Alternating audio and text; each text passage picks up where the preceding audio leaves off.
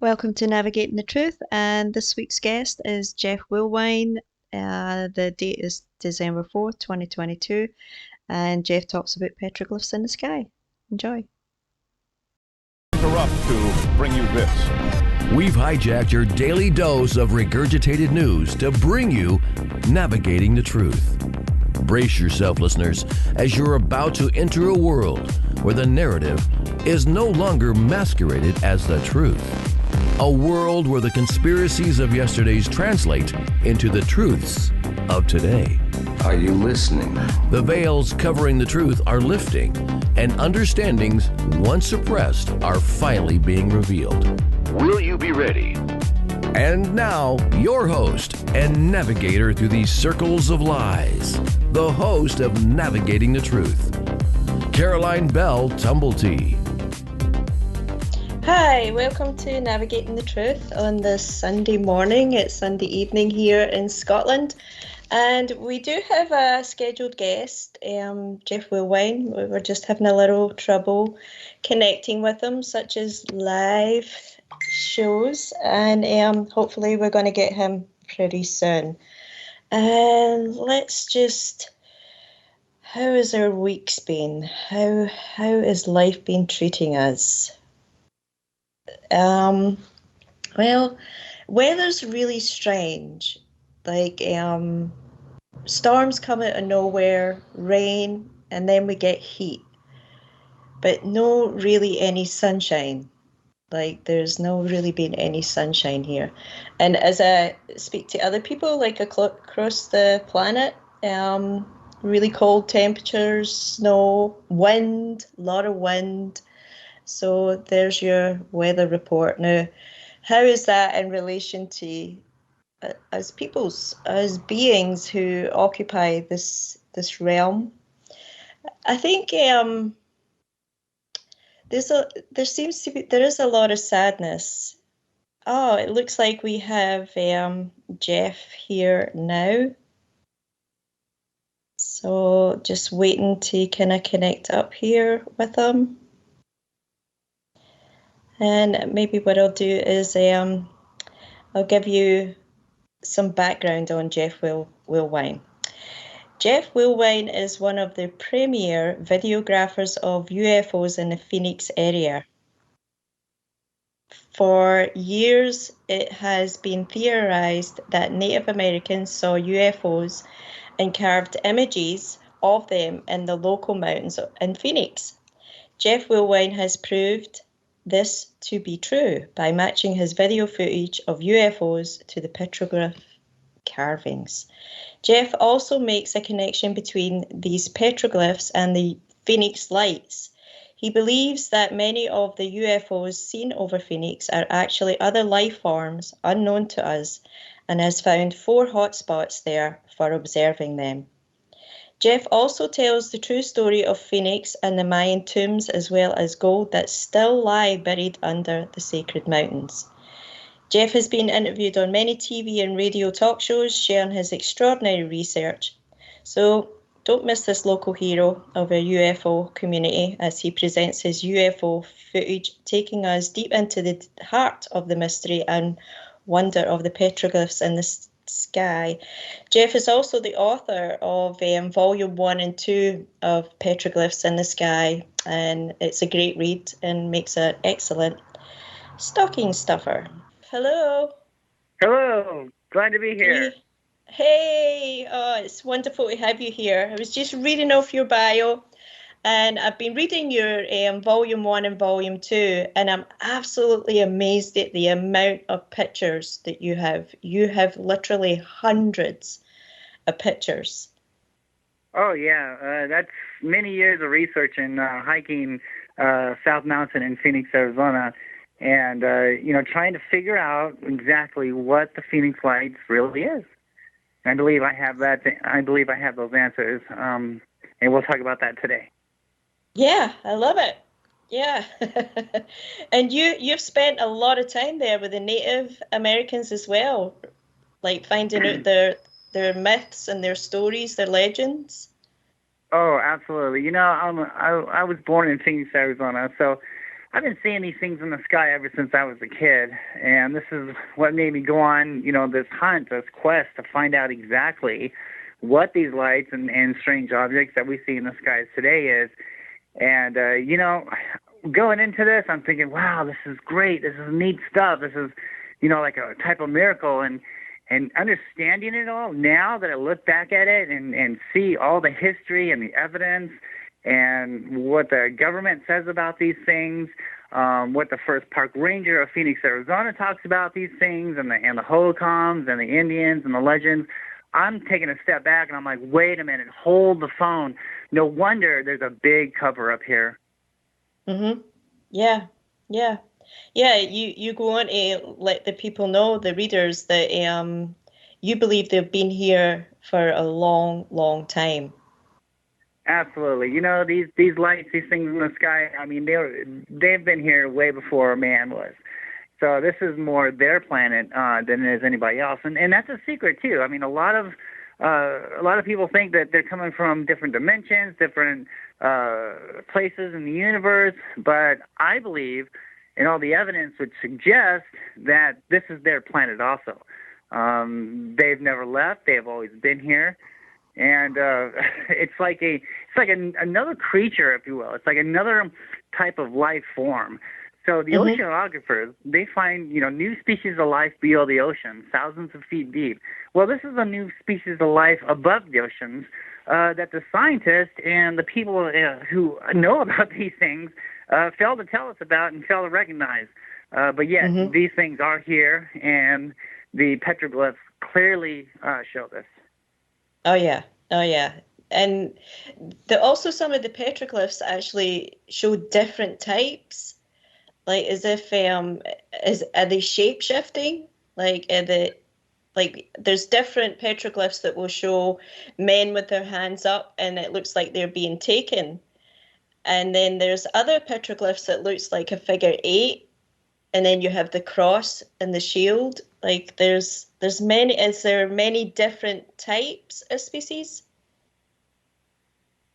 Yes, the petroglyphs do depict what could resemble some type of war that went on here. But we are getting way ahead of things. So let's start off by checking out these things. I went on a hunt in 2004. And just to find out, because I started seeing the lights on the east side of Phoenix, around Mesa area. And so I knew where to go. These lights kind of appeared a few miles out ahead of me, and this is the summer of 2004. And they were moving west. I was watching these things on the east side, and they're moving west. They're going towards South Mountain. And so I kind of followed them to the mountain. Make a long story short, I kind of followed them to the mountain. And the whole summer of 2004, I'm in a secured spot high up on some bleachers of a college in Mesa, and I'm looking at these lights just about a mile away from the east side of South Mountain. So I'm catching all kinds of stuff, man, like triangles, lightning bolt formations. I mean, 1, 2, 3 lights, 5 lights some nights. This went on the whole summer of 2004 in a specific area. Now, later on, I learned that these lights are hanging over a major power plant, and this power plant is bored down into a fault line that South Mountain was made out of. South Mountain was made out of this energy line, this fault line. And so this power plant is bored down into this fault line, and these lights, these Phoenix lights, are hanging right over that power plant.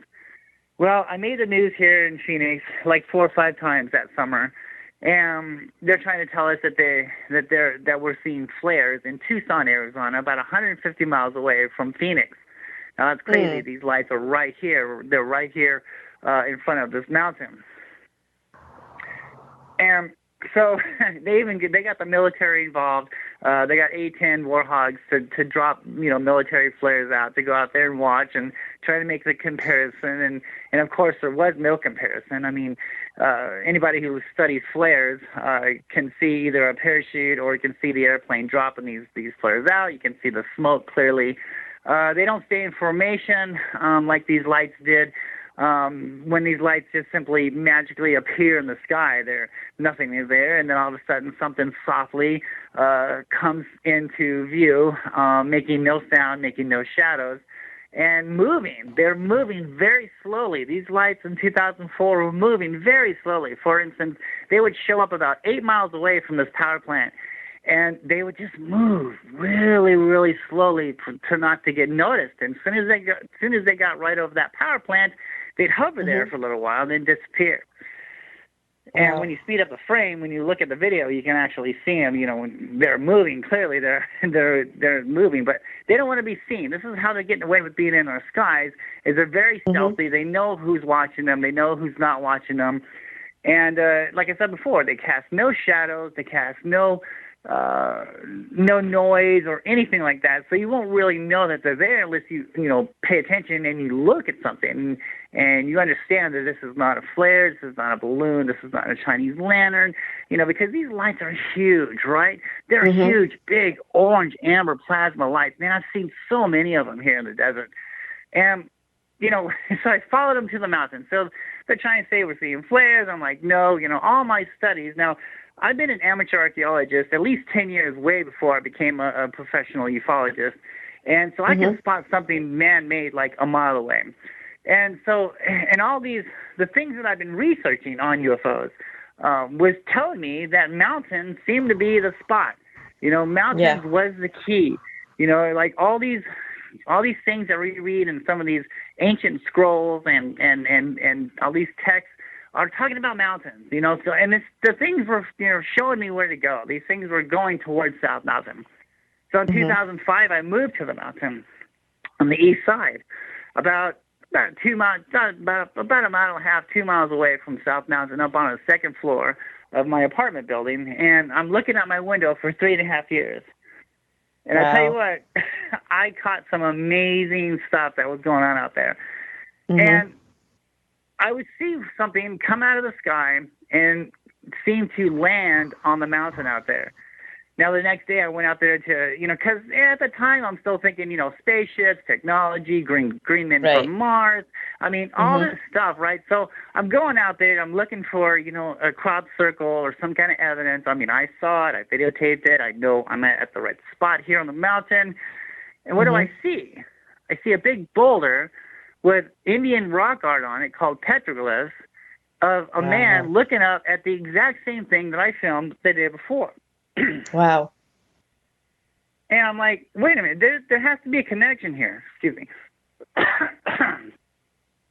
So I remember, before I started doing all this, I saw a tour guide, a Native American tour guide, who works at one of the downtown Indian museums, and he's doing a tour on South Mountain. And he's talking about petroglyphs and this and that, and he's explaining on who the Hohokam people were, the first Native Americans who settled here. And one of the guys there, he turned around and says, now this stick figure guy looks like he's looking up at something in the sky. And Dave Morris, that's his name, turned around and said, yes, that's part of the interpretations here, is that our ancestors saw and recorded things for us to remember. And I'm like, wait a minute, okay, let's hold the phone here. I'm thinking to myself, okay, so the March 13th, 1997 Phoenix lights happened, and March 13th, now it's 2005. And no one has really looked into the petroglyphs here, or any of the Native American, ideas on the history of this land and possibly what these petroglyphs are talking about. And we have strange lights in the sky. Now we have strange markings on the mountains out here, man. There has to be a connection. Yeah. So after seeing that rock art and seeing what I just filmed in the sky that was carved 1,000 years ago, and I saw it yesterday, I decided to call this guy up, and say, hey, I saw you on the news. I saw you on Channel 8. I saw you doing a tour. I'm kind of making a little documentary. I didn't really tell him what I was doing. I didn't tell him who I was, really, and that I'd been on the news before and stuff. And I just said, hey, can you explain to me the petroglyphs out here? So we met up there on South Mountain. We spent about 3.5 hours out there, and we talked about all kinds of stuff. And at first, a lot of it was kind of going over my head because he was talking about these spirals, right? And the Mm-hmm. spirals are symbols for doorways. And he's explaining Right. to me that these doorways are emergence points to the underworld. Now, he was explaining that when the spirals go clockwise, it's a doorway in. When a spiral goes counterclockwise, it's a doorway out. When a spiral Hmm. ends down, 9 times out of 10, it's going to end in this crack of the stone on where it was carved at. And he says that crack is the doorway to the underworld. Wow. Wow. And he says when the spiral ends up, he says there's a vortex. I said, a vortex? He said, yeah, there's a vortex in the sky. This is coming from a Native American shaman who works at the Indian Art Museum in downtown Phoenix. So yeah, who better know, Right. to Mm-hmm. hear about, and learn about this stuff. And he's telling me that's a vortex, man. He's like, that's a symbol, like you're looking down into a hole. You're looking down into a hole, and that's what the spiral represents, their doorways. And I'm thinking That's to myself, amazing. you know what? Because, I mean, we're all led to believe that this V-shaped, mile wide craft went over Phoenix, 1997. But yet, Mm-hmm. there's no evidence of this, right? I mean, really look at harder. I'm an investigator. I investigate everything. All right. Mm-hmm. And so I looked into this 1997 Phoenix lights, and I can tell you, I'm a witness to nothing. I was out there that night. I was out there that night. I'm a native, and I can actually tell you that I saw nothing going over the city of Phoenix, 1997, March 13th, at a speed of 8 miles an hour, about a mile wide. Where? Okay, nobody got video of this. The only credible evidence I can find about this is, Mm-hmm. It's hearsay. It's people trying to sell books, trying to sell movie tickets, Yeah. trying to exploit what really happened that night. And what really happened that night was lights, a simple string of lights on the west side of South Mountain. Now, I've been investigating this for years, and I can clearly tell you that I have not found one iota evidence. And that's what we have to go on. We have to go on evidence. We can't go on Yeah. hearsay. If you're going to make a fantastic claim like this, you need to back it up. But yet Mm-hmm. there is no evidence, there's no backing up of anything flying over the city of Phoenix, March 13th, 1997. That is a bunch of hearsay, propaganda, someone trying to sell books or movies and exploit Mm-hmm. these things and not looking into what's going on here like I'm doing now. And Right. what do the lights tell us, right? Because the lights happen. There's only 4 video of those lights, but yet thousands and thousands of people saw these lights go over the city of Phoenix.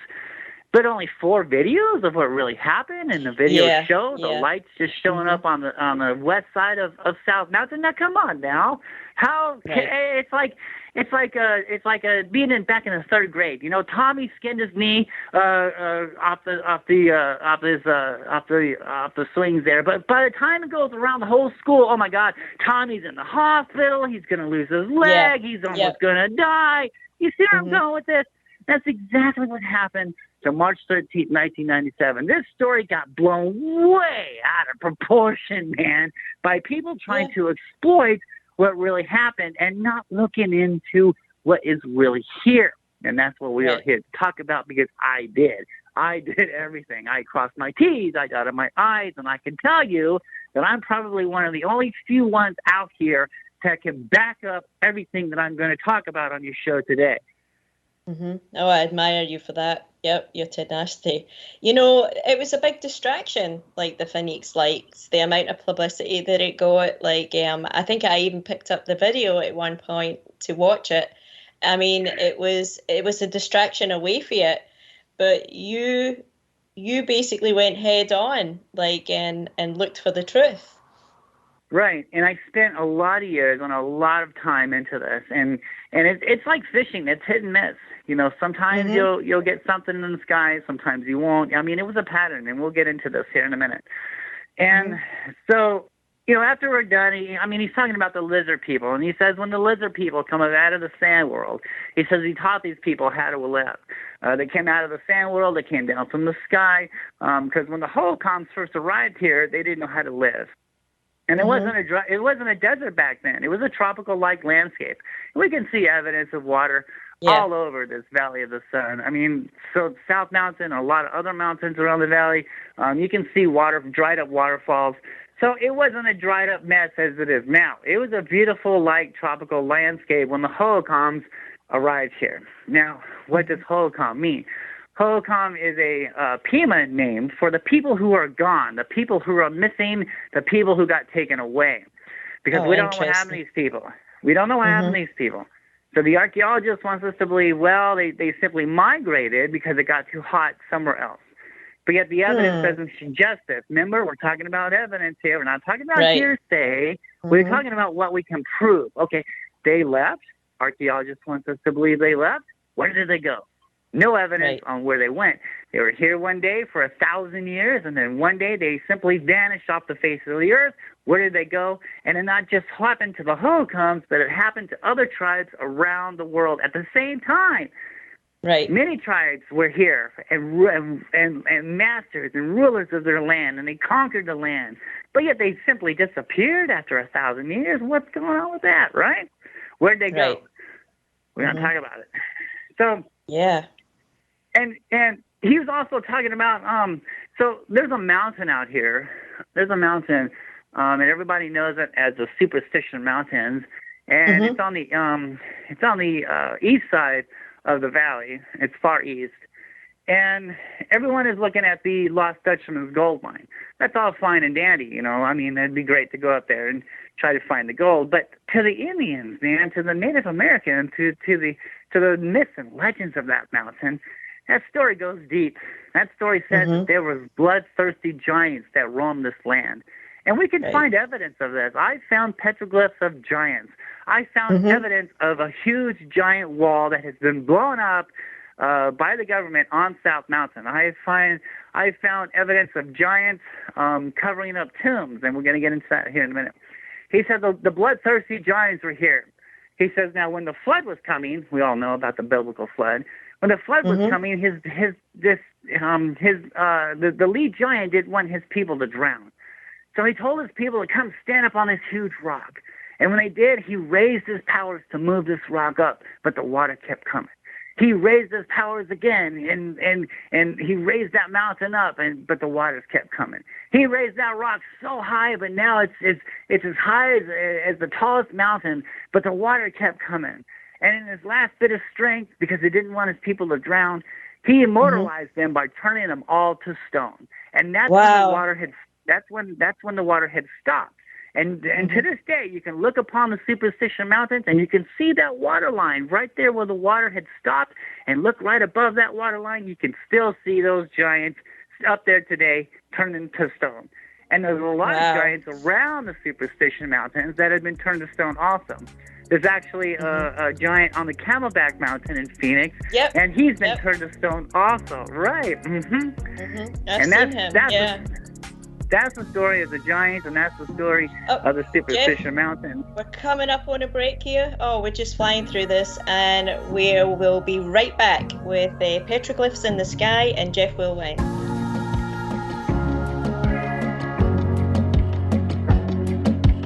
You're listening to Navigating the Truth with Caroline Bell Tumblety, where the truth survives and the lies are exposed. I just want to assure you that everything is under control.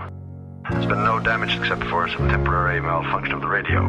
Come be a part of this awakening by joining us in chat or by calling our hotline at 702-425-9230. That's 702-425-9230. Worldwide callers, find us on Skype at KCOR Radio. We're pushing the ultimate frontier here. Control must be maintained. More disinformation exposed and the truth discovered. After a word from our sponsors. 1 million miles till midnight. A story of timelines, artificial worlds, simulated races, and the galactic imprint. And the destiny of a blue world called Earth. 1 million miles till midnight, written by Solaris Blue Raven, is a journey through the mind's eye which allows the reader to surf a wave of technological and multidimensional intellect, revealing a bridge between conscious design and the truth. A multidimensional bleed-through awakens the world of artificial intelligence to set sail into the frontiers of a vast multiverse, morphing planets and terraforming ascended worlds beyond the linear programs of a fated race. 1 million miles till midnight will awaken, inspire, prepare, and enlighten one to the many multidimensional states of consciousness and worlds we reside in. With every cell and atom, we are this truth and multiverse. 1 million miles till midnight. Written by Solaris Blue Raven. Available now at Amazon.com. Don't wait. Get your copy today. 1, 2, 3, 4. To the KCOR Digital Radio Network. I love the way it sounds. Love the music. I listen all day. The future of radio is here and now. Alien Deceptions, a suspenseful sci-fi romance thriller by Tina Marie, featuring the tantalizing Erica Jones and the mysterious Russell Hamilton. An out-of-this-world book of fiction based on years of document facts and files the government does not want you to know about, at least not yet. Alien Deceptions by Tina Marie. Available now at Amazon.com or get a signed copy at TinaMarieEntertainment.com. Get your copy now. Change your frequency, change your life with the Lemurian plug. The Lemurian plug is easy to control, it's simple to set up, and wireless. It helps to neutralize toxins and has restorative frequencies for healing. It also helps to protect you and your family from EMFs. The Lemurian plug is energy efficient and designed using ancient technology for a superior design. One unit can cover up to 1,000 square feet. This life-changing product is reasonably priced. And isn't you and your family's health worth a small investment? For more information on the miraculous effects of this plug or to purchase the Lemurian plug, visit thelumerianplug.com. That's thelumerianplug.com. The Lemurian plug is like nothing you've ever experienced. Order yours today. Vegas, baby! Vegas' #1 source for talk and new music. How cool is that?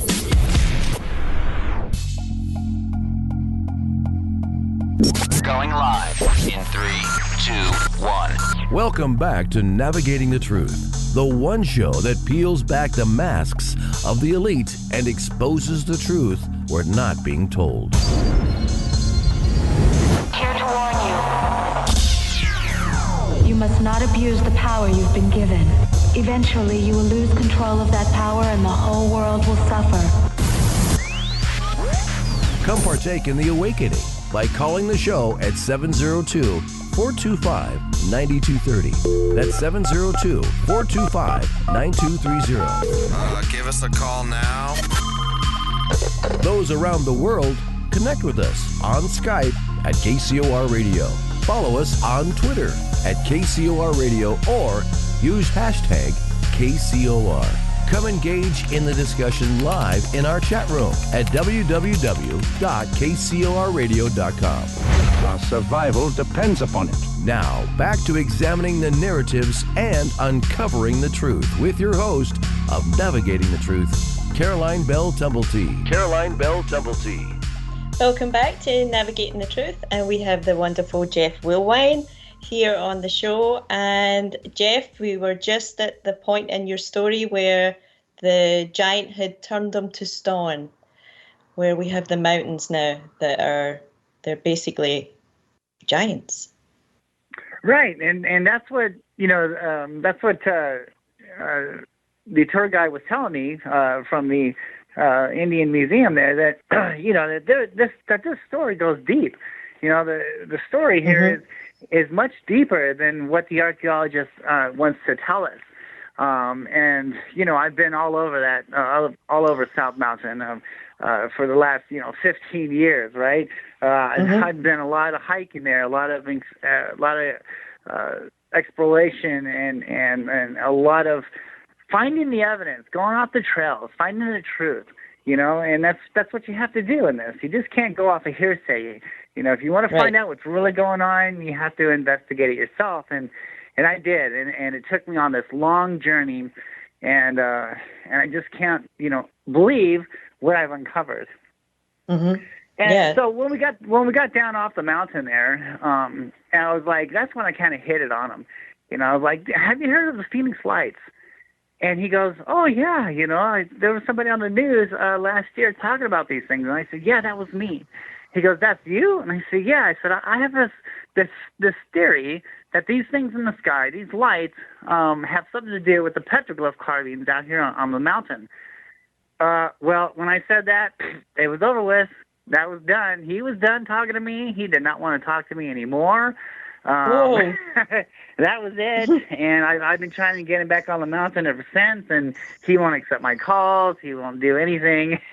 So I'm glad that I didn't tell him when I was doing it first, and then I was able to get his permission to film him and to tell me what's going on up here.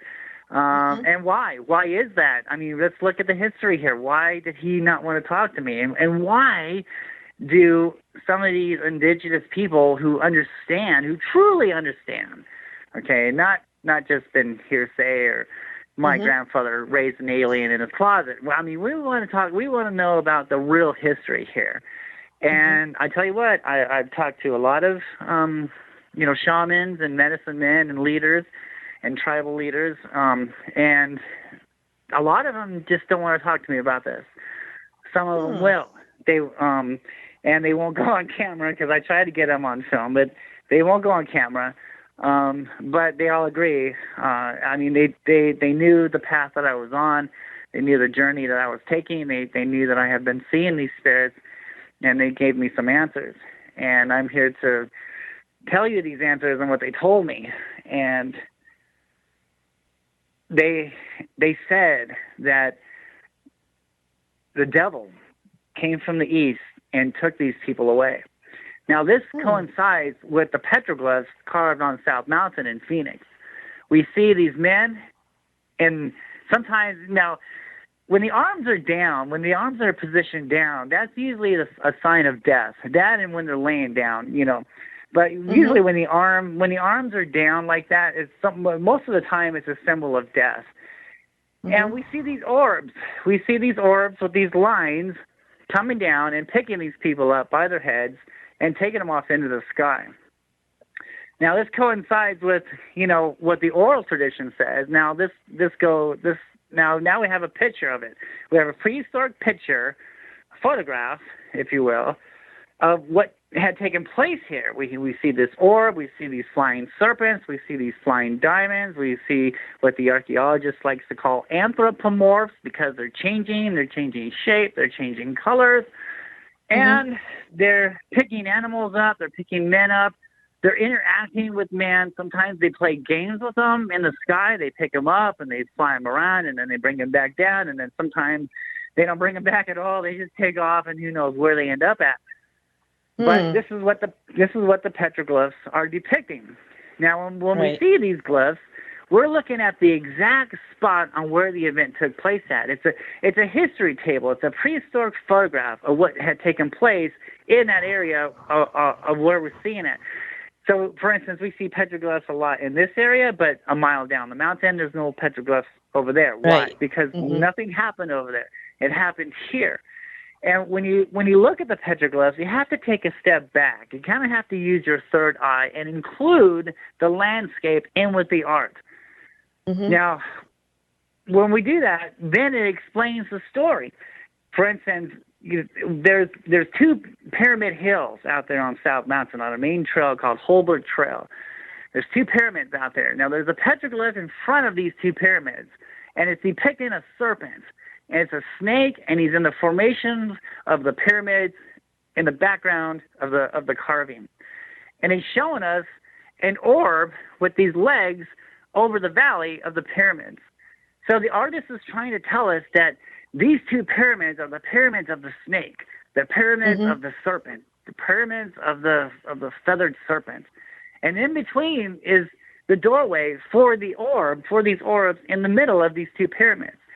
And actually, when you go look deeper into that, there's a photograph in my book. I talk about this. When you look deeper into it, you can see some scribble marks on one of the pyramids Well, on the other side of that pyramid, I found an entrance to a doorway into that pyramid. So there's something buried there. There's a chamber buried there, and we'll get to that here in a minute. And so, and how did they first arrive here? Well, I believe, this is my own take on this, I think they followed the lights here. Not only the Hohokam Indians, but the Mayans. The Mayans were here. It talks about, we'll get into this information. The Mayans were here too. There's so much of Mayan rock art out there. It's just crazy. The Mayans and the Hohokams were here.